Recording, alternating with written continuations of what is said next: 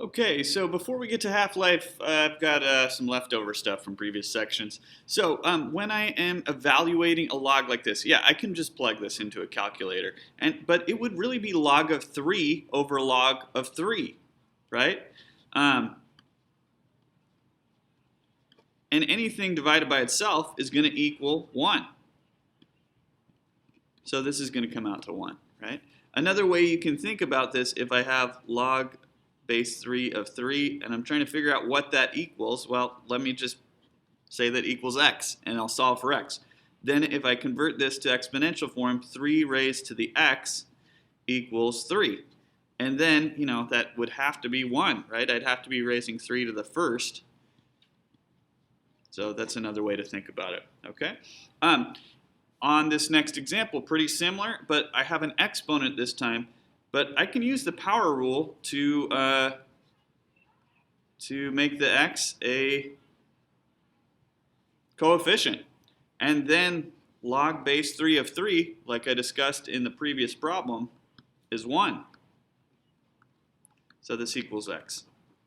Okay. So we can do the same kind of thing with natural logs. You just have to remember this means, you don't necessarily have to write it out, but you have to know this means log base e of e. So it's the same kind of thing as we had before. So if I wrote this out with the change of base formula, changing into base 10, hey, I got log e over log of e, and so that's going to equal 1. Okay? And same kind of thing here. So the natural log of e is kind of worth remembering. Natural log of e equals 1. So what you don't want to do, what's tempting to do, is to say, oh, then I've got 1 to the 5x. That's not actually true. You can't simplify natural log of e, this part, when it has an exponent on its shoulder. What you need to do first is to use the power rule. So write that as a coefficient, and now we can simplify natural log of e because the 5x was inside of the log. Until I moved it out there. So now I can write it's 5x times 1, which is just 5x. So that simplifies to 5x. Okay, so on to half-life problems. So let's talk about what half-life is. This is a pretty common application for logs and exponential functions. Okay, so a half-life is the amount of time that it takes for half of a substance to remain from natural decay. So this is used all the time in aging dinosaur bones, carbon-14 dating. You might have heard of that. We know what the half-life of carbon-14 is. So and we can estimate how much carbon-14 would have been in a T-Rex skeleton. So we can figure out then how old it is. By kind of working backwards. Okay, all right, so we've got the half-life of lutetium-76 is 12 days. So what we're going to do first is find the rate of decay, okay? And this is going to use the continuous compound formula. That looks like this, where A is my initial amount, Y is the final amount, and we've got our rate, which you'd always write as a decimal, and then the time, okay? So let's plug everything we can into this. So the initial amount, well, it didn't tell me anything about it. Some problems, they'll say you have however many grams of substance. Here it doesn't tell us, but it doesn't really matter because it's going to take the same amount of time for 100 grams to turn into 50 grams as it would for 1 gram to turn into a half gram. So if it doesn't tell me the amount, what I like to do is just put in 1 gram or 1 unit. It doesn't matter if it's a gram or a ton. Okay, and then I'm talking about the half-life. So my initial amount should be cut in half. So my final amount, if the initial amount is 1, my final amount would be 0.5. Okay. So I've got 0.5 equals e to the RT, okay? So the time is 12 days, right? This is my time. and it doesn't matter what the units are. I'm just going to put in a 12. I got to remember my units are days, but they're going to be days in this part B. Okay, so now I've got this function, and I've only got one variable in there. It kind of looks like I have two, but remember E is just a number. It's 2.718 roughly. Okay, so I'm going to try to solve for R. So I want to get the R out of the exponent over there, and the only way to do that is with a log. So let's convert this into log form. My base is going to be E, right? The 12R will get isolated, and then the 0.5 is going to be the contents. Hey, log base E, that's my natural log. Okay? And then what I can do is just divide by 12. I could put this into a calculator right now, but I'm going to simplify it first. Okay? And then I should be able to find the rate then in my calculator. I'll go to, for writing it down, I'll just go to the nearest hundredth. So let's see. I've got natural log of 0.5. I'm just going to hit enter, and then I'm going to divide that by 12. Okay, and I've got negative point, I'll call that negative 0.06. I'm going to keep this nice long decimal in my calculator, but just for writing it down, this is about negative 0.06, something like that. Okay, there's a little, if we could actually write a little formula. So if you look at when we were finding the rate, this is going to kind of shake out the same every time we do this. So the rate is always going to equal the natural log of 0.5, because it's half-life, so the natural log of 1/2 over whatever the time is. 12 was our time. So you could kind of skip through these steps if you want to remember this little formula for the rate. Okay? All right. So, and we did end up with a negative rate because this is decaying. Okay? So now what I'm going to do with the next part is to solve this.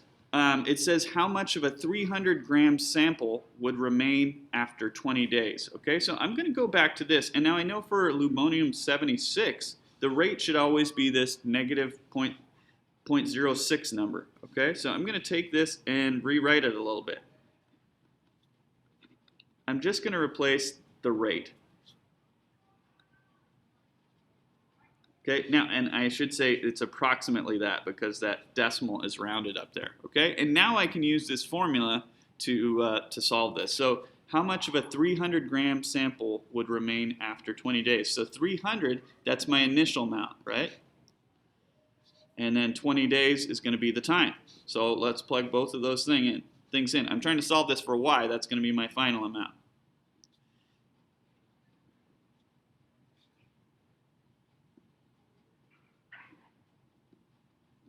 Okay. So now I'm going to go back to my calculator. I still have that beautiful long decimal. That's the negative 0.06 number. So I'm going to multiply that by 20. Okay. So this is negative 1.16, something like that. Okay, still keeping these decimals as I go. Don't round it as you go. So now it's tempting to multiply 300 times e, but what you actually want to do is simplify this part first, because the 300 isn't raised to that. The 300 is raised to the first, and then it's multiplied by e to the negative 1.16. Okay? So I'm going to take e on my calculator. It's right above the division symbol. I hit second divide, and then I can raise that. Or there's even a button that's e to above the natural log. That's e to the whatever. But, okay, so I'm raising that to my last answer at second negative, and then it's going to use that whole decimal. Okay? So this is e raised to the negative 1.16 is about this, okay?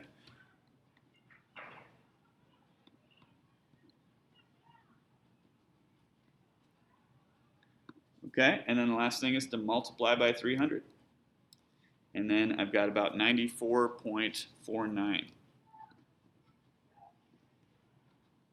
Okay, and I want to think about my units now that I've finished this. This is saying how much of a 300-gram sample would remain after 20 days. Well, that would be this many grams. So about a third of it would be left after 20 days. And that kind of makes sense if you think about the half-life is 12 days. So after 12 days, there would be 150 grams left, right? So then you go a couple more days, and then we're down to another 8 days or so, and it's down a little further from that, okay? Okay, let's try another on the next page. Same kind of problem here. So we're going to find the rate first, and then part B, we're going to solve. Okay. All right. So we've got lubonium 131 and the half-life is 8 days, and we're finding out ultimately how much of a 200-gram sample would remain after 14 days. Okay. So if they didn't ask you to find the rate, you'd still need to do that, right? I'm just kind of breaking this down. So I'm going to start with my continuous compound formula. All right. So I'm just going to, you could put 200 as your initial amount. It doesn't really matter. Last time I put 1, but okay, let's say I put 200. And then it says that the half-life is 8 days. Okay. Okay, I had to pause my video because an announcement came on. But we've got let's say we put 200 in for the initial amount. Well, we're talking about half-life, so it'd be the half-life. It's going to take 8 days for this 200 to be cut in half. And that's going to get cut in half when it becomes 100, okay? So I've got 100 equals 200 e to the 8r. Okay, and so now I'm going to divide by 200 because I'm trying to solve this for r, right? So then, hey, 100 divided by 200 is 0.5. So you can see it doesn't matter what your initial amount is as long as the final amount is half of it on this initial part. All right, got it down to this. And now I would need to put this in log form.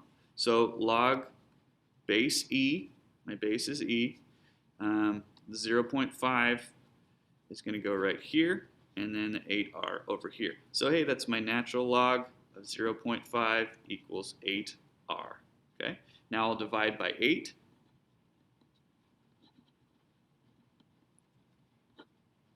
Okay, and last time I was saying the rate's always going to be the natural log of 0.5 over, I put r there, I meant 8, sorry, over whatever the time is, the half-life.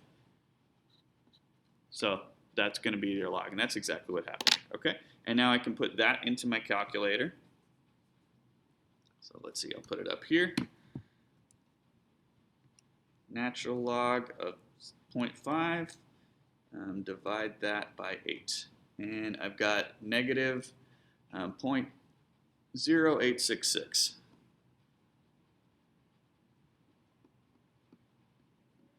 Okay, I'm going to keep this long decimal in my calculator again, right? I don't want to write down the whole thing, but I'm keeping that in my calculator. Okay, so now let's solve this. So now I can rewrite this equation to make it specific for lubonium 131, because now I know the rate of decay. I know the half-life, okay? So there we go, okay? So let's start plugging stuff into this. Now this says that a 200-gram sample, that's my initial amount, and then 14 days is the time, okay? So plug in 200 here.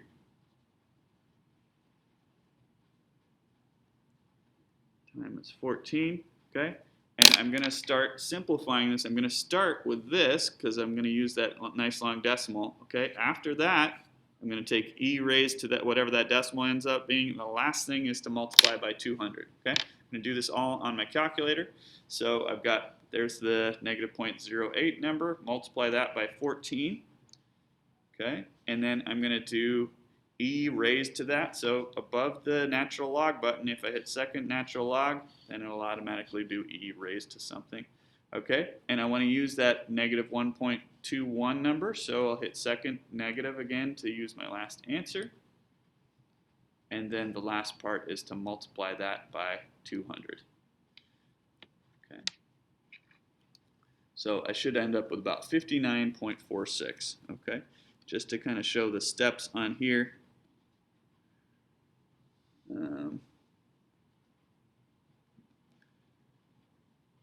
Okay, and then I did this piece right.